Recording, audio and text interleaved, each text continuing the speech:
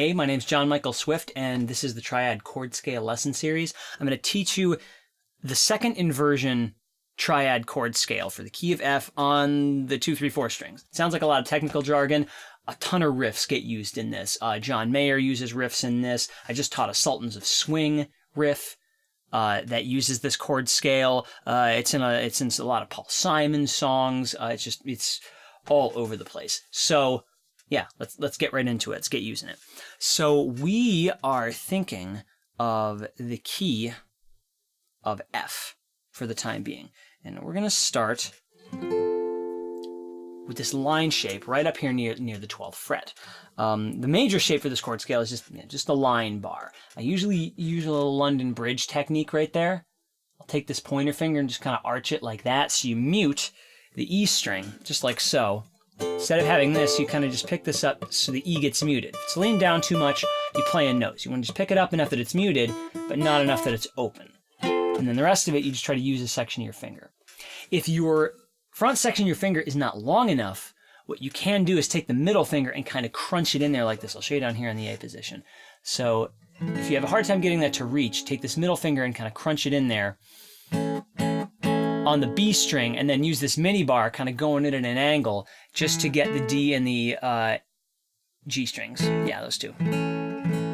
That's another good way to do this. So we're going to bring that up to 10, up here on the 10th fret. I'm just going to use the one bar because it gives me a little more flexibility. So line shape on 10.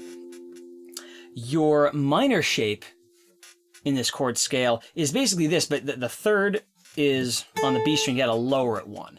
So if you imagine the same line shape on the 12th fret, but you wanted to take the note on the B string and move it back a fret, you kind of got to refinger it like so. It's the same as your A minor chord in open position. If you know like a cowboy caged A minor, it's the same thing, except it's way up here now. So I'm going to use my middle finger on 12 of the D, ring finger on 12 of the G, and pointer finger on 11 of the B. So once you got that, see if you can switch between that and the F. Now another way to do this one, which I think is going to be handy, is if you leave this line here and you use your other 3 fingers to make the same shape. It's a little harder to finger because it uses the pinky, but it lets you move between these two pretty freely. You can even hammer on and pull off between those two shapes now, which has a really powerful sound. So give that a shot. See if you can get that to work for you.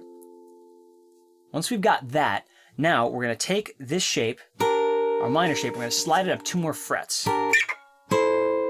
So this A minor here above the 12th fret is the same as the octave above your caged A minor down here in the first position. But it's going to be 14, 14, 13 for your frets. Throwing that little open A down in there for a little fatness. Yeah, if you have a hard time getting around that because you don't have a cutaway, we're going to bring it down to here eventually, but just so you kind of know where the beginning and the end limits of this scale are. So see if you can get that A minor up there, the G minor there, and then the F there. See if you can get those 3 to kind of work together. Once you got that, we're going to go down to our diminished shape.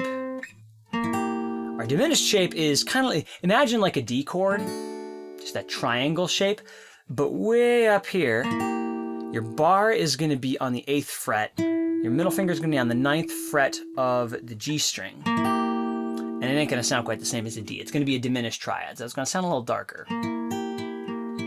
See if you can get between that and the F. And again, now I'm going to use my ring finger as kind of an alternate bar so I can switch between these fairly easily. It's kind of the inverse of what we just did before. Kind of use a bar to go below this with one finger. And then use a bar there to get above that.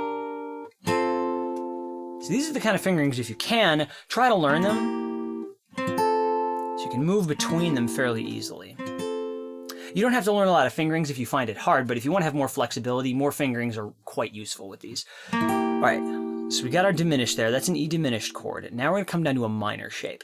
Minor shape is the same as the A minor shape we used before, that kind of twisted little hook shape. Now we're going to have it on 7, 7, and 6, the D minor chord.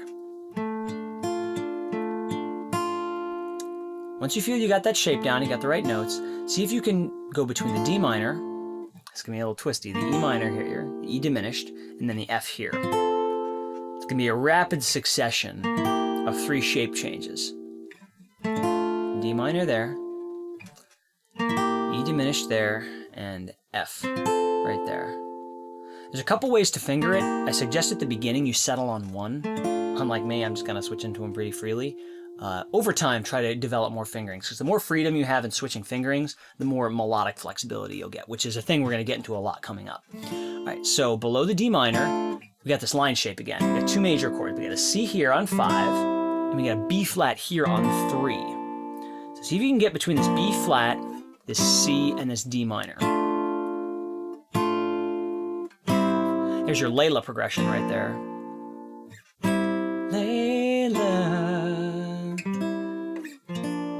you got me on my knees. So this is another little moment we just popped into right there. All right, so when you feel you got that D minor, the C and the B flat with the line shapes, then see if you can reach your low A minor down here. This is our lowest chord. We're not going to go any lower than this. So now see if you can get between the A minor, the B flat, and the C a few times. Try to weave that little section together if you get a minute.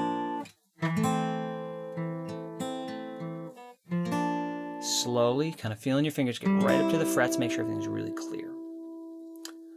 When you feel you got that down, let's go over and try to weave the whole thing together. We're going to start on the F. We're going to go up to the A minor. We're going to go down,